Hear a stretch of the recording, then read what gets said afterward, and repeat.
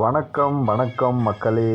வாழ்ந்த வாழும் கர்ணர் எங்கள் மாண்புமிகு புரட்சி கலைஞர் கேப்டன் அவர்களை வணங்கி, தேசிய முற்போக்கு திராவிட கழகத்தின் காவல் தெய்வம், நாங்கள் தினமும் வணங்கும் எங்கள் தெய்வத்தின் குரு பூஜை கடந்த டிசம்பர் 28 அன்னைக்கு தமிழகம் முழுக்கும் உள்ள தேசிய முற்போக்கு திராவிட கழகத்தோட தொண்டர்கள் தங்களால் என்ன முடியுமோ அதை அந்த தெய்வத்துக்கு படைச்சி அந்த தெய்வத்தை வழிபட்ட நாள். கிட்டத்தட்ட ஒரு பிரம்மாண்ட கூட்டமும் எங்கள் தேசிய முற்போக்கு திராவிட கழகத்துடைய கட்சி அலுவலகத்திலையும் எங்கள் கேப்டன் ஆலயத்திலையும் கூட்டியும் காட்டிட்டாங்க. இது போக தமிழகம் முழுக்க உள்ள தொண்டர்கள், தேசிய முற்போக்கு திராவிட கழகம் கேப்டனை நேசிக்கும் அன்பு தொண்டர்கள் ஒவ்வொருவரும் தங்களால் என்ன முடியுதோ அதை கேப்டனுடைய குரு பூஜை அப்போ செஞ்சுருக்காங்க. இது எங்கள் கோவை தெற்கு மாவட்டத்தை சார்ந்த தொண்டர்களும் நிர்வாகிகளும் கேப்டனோட குரு பூஜை அப்போ அவங்களால முடிஞ்ச அன்னதானங்கள், மக்களுக்கு நலத்திட்ட உதவிகள், பல விஷயங்களை பண்ணியிருக்காங்க. அது நம்ம இந்த வீடியோவில் பார்க்க போகிறோம். இது எங்கள் கோவை தெற்கு மாவட்டத்தோட பொருளாளர், கிட்டத்தட்ட கேப்டனுடைய உண்மை விசுவாசி அப்படிங்கிறதுக்கு ஒரு எடுத்துக்காட்டாக கேப்டன் கேப்டன் கேப்டனுங்கிற ஒரு உயிர் மூச்சாக வாழ்ந்துட்டு இருக்கக்கூடிய ஒருத்தர். அவர் அந்த கேப்டனுடைய 2ஆம் ஆண்டு குரு பூஜை அப்போ மொட்டை அடிச்சிருக்காரு கேப்டனுக்காக. இவர் கையிலேருந்து அவருடைய அடையாளம், எங்களுடைய அடையாளமாக கோவை தெற்கு மாவட்டத்தில் ஒரு கேப்டனுடைய உண்மை தொண்டருக்கான அடையாளமாக இவர் 24 ஹவர்ஸு அந்த கட்சி துண்டு இல்லாமல் இவர் இருக்க மாட்டார். அப்படி ஒரு தீவிர விசுவாசி. அவர் கேப்டனுடைய குரூப் பூஜைப்போ மொட்டை அடிச்சிருக்காரு. கேப்டன் ஆலயத்தில் பல தொண்டர்கள் இருமுடி கட்டிட்டு வந்ததெல்லாம் பார்த்தோம். அது மாதிரி இவர் ஒரு கேப்டனுடைய தீவிர பக்தன். நானும் தான்.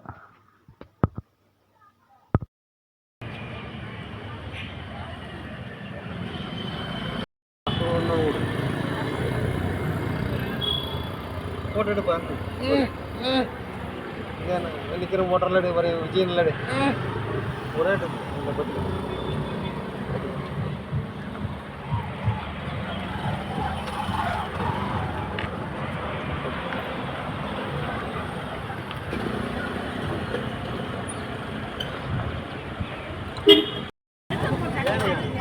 தம்பி நின்று கொடுக்குமா சாமி.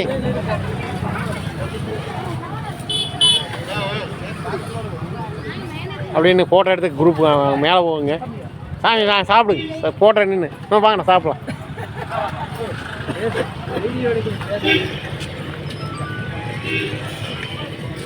கேப்டன் சாமி விட்டு வாங்க.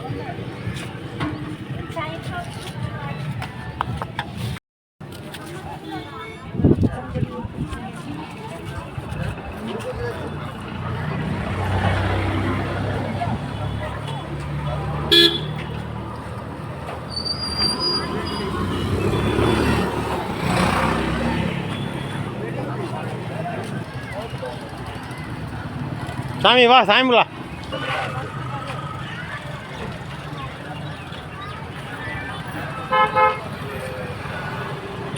சாமி வாங்க. உண்மையை சொல்லப்போனால் எனக்கு எம்ஜிஆருடைய ஒரு வசனம், கேப்டனை கம்பேர் பண்ணி ஒரு வசனம் ஒன்று வரும். நான் உயிரோடு இருக்கும்போது எனக்கு எத்தனை மன்றங்கள் இருக்குது, எத்தனை ரசிகர்கள் இருக்காங்க அப்படிங்கிறது பெரிய விஷயம் இல்லை.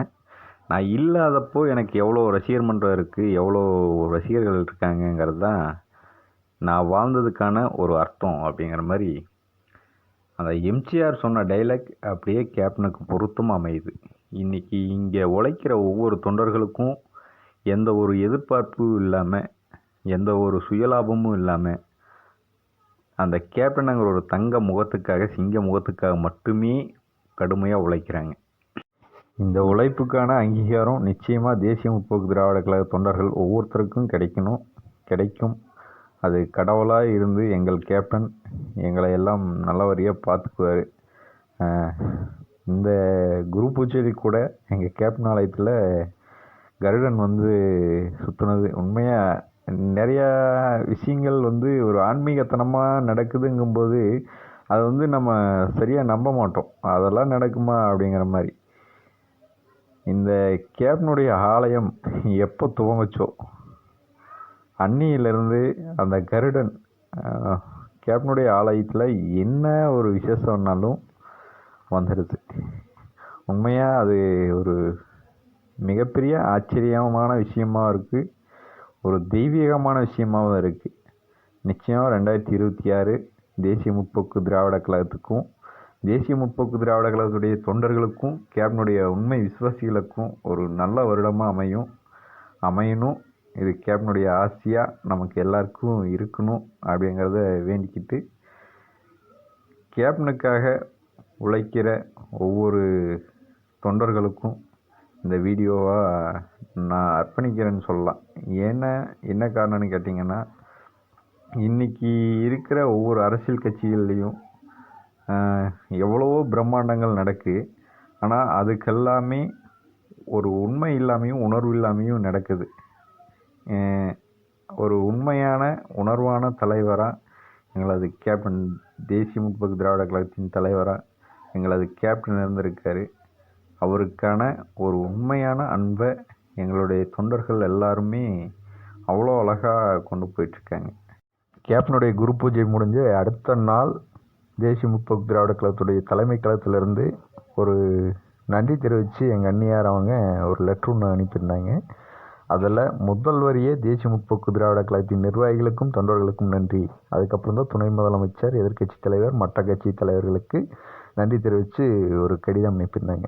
கடந்த முறை நடந்த குரு பூஜையிலாகட்டும், இந்த முறை நடந்த குரு பூஜையிலாகட்டும், தேசிய முற்போக்கு திராவிட கழகத்தின் எங்களது பொதுச் செயலாளர், எங்களது புரட்சி அண்ணியார் எங்களது தொண்டர்களை வழிநடத்தின விதமும், அந்த குரு பூஜையை ஒரு மிகப்பெரிய போற்றுதலுக்குரிய ஒரு நிகழ்வாக நடத்தி காட்டின விதமும் உண்மையாகவே ஒரு லீடருக்கான அனைத்து தகுதிகளும் படைத்த எங்களது அந்நியாராக மாறிட்டாங்கன்னு நினைக்கிறேன்.